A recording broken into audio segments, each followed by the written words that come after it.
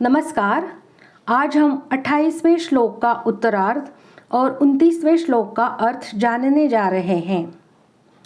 बंधु स्नेह के कारण अर्जुन की कैसी स्थिति हुई, अब 2.5 श्लोकों में अर्जुन स्वयं उसका वर्णन करते हैं। अर्जुन उवाच दृष्ट्वेमं स्वजनं कृष्ण युयुत्सुं समुपस्थितं सीदन्ति मम गात्राणि मुखै च परिशुष्यति वेपथुश्च शरीरे मे रोमहर्षश्च जायते। श्लोक का अर्थ। अर्जुन बोले, हे कृष्ण, युद्ध क्षेत्र में डटे हुए युद्ध के अभिलाषी इस स्वजन समुदाय को देखकर मेरे अंग शिथिल हुए जा रहे हैं और मुख सूखा जा रहा है तथा मेरे शरीर में कंप एवं रोमांच हो रहा है। अर्जुन को कृष्ण नाम बहुत प्रिय था। यह संबोधन गीता में 9 बार आया है। भगवान श्री कृष्ण के लिए दूसरा कोई संबोधन इतनी बार नहीं आया है।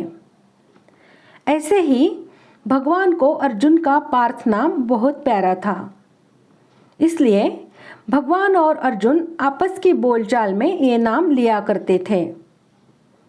इसी दृष्टि से संजय ने गीता के अंत में कृष्ण और पार्थ नाम का उल्लेख किया है। धृतराष्ट्र ने पहले समवेता युयुत्सुः कहा था और यहाँ अर्जुन ने भी युयुत्सुं समुपस्थितम कहा है, परंतु दोनों की दृष्टियों में बड़ा अंतर है। धृतराष्ट्र की दृष्टि में तो दुर्योधन आदि मेरे पुत्र हैं और युधिष्ठिर आदि पांडु के पुत्र हैं, ऐसा भेद है। अतः धृतराष्ट्र ने वहाँ मामका और पांडवा कहा है, परंतु अर्जुन की दृष्टि में यह भेद नहीं है। अतः अर्जुन ने यहाँ स्वजनम कहा है, जिसमें दोनों पक्ष के लोग आ जाते हैं। तात्पर्य है कि धृतराष्ट्र को तो युद्ध में अपने पुत्रों के मरने की आशंका से भय है, शोक है, परंतु अर्जुन को दोनों ओर के कुटुंबियों के मरने की आशंका से शोक हो रहा है। यहाँ अर्जुन का यह भाव है कि इस महायुद्ध का महान भयंकर परिणाम होगा। ये सारे छोटे और बड़े सगे संबंधी तथा आत्मीय स्वजन जो इस समय मेरी आँखों के सामने हैं, मौत के मुंह में चले जाएंगे।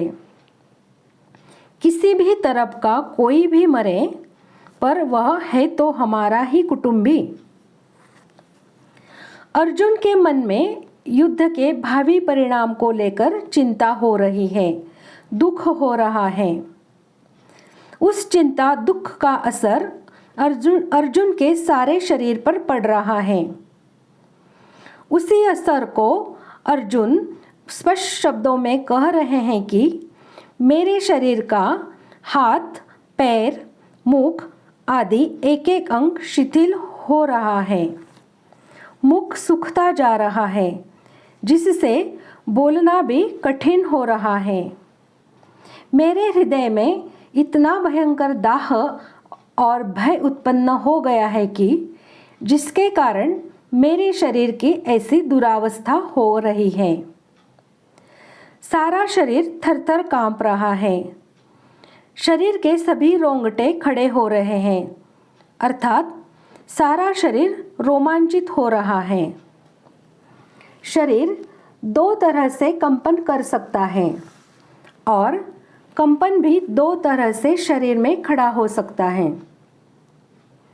ऐसी घटनाएं या तो आध्यात्मिक जुनून के कारण हो सकती है या भौतिक परिस्थितियों के अत्यधिक भय के कारण हो सकती है। ईश्वरीय अनुभूति में बिल्कुल भी भय नहीं होता है। इस स्थिति में अर्जुन के लक्षण मृत्यु के शारीरिक भय के कारण प्रकट हुए थे। इस प्रकार आज हमने इन श्लोकों का अर्थ जान लिया है।